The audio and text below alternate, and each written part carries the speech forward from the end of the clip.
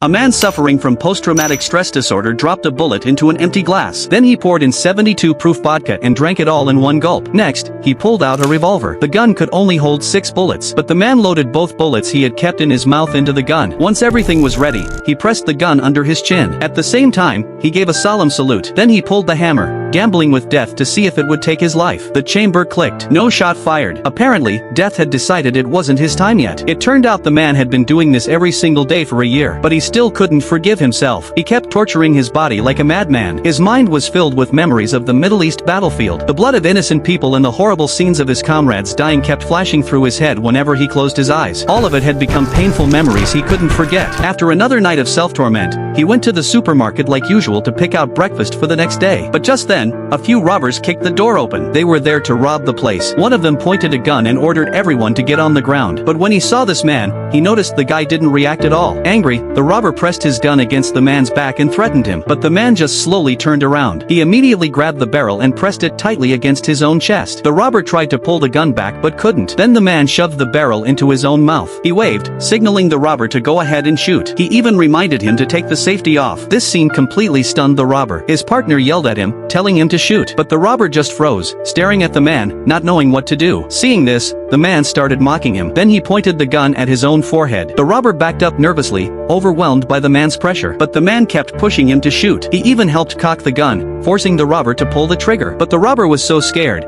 his hands were shaking, and he couldn't move. The man finally lost it. He threw the gun at the robber and punched him to the ground. Another robber rushed at him in anger, but the man took him down with a single move. Just then, a flash of memory hit him. He remembered the moment when he threatened civilians while serving in the army. That instantly brought him back to his senses. He let the robber go, picked out a bottle of liquor, and pulled out the money the robbers had stolen. He returned all of it to the store owner. Then he walked away.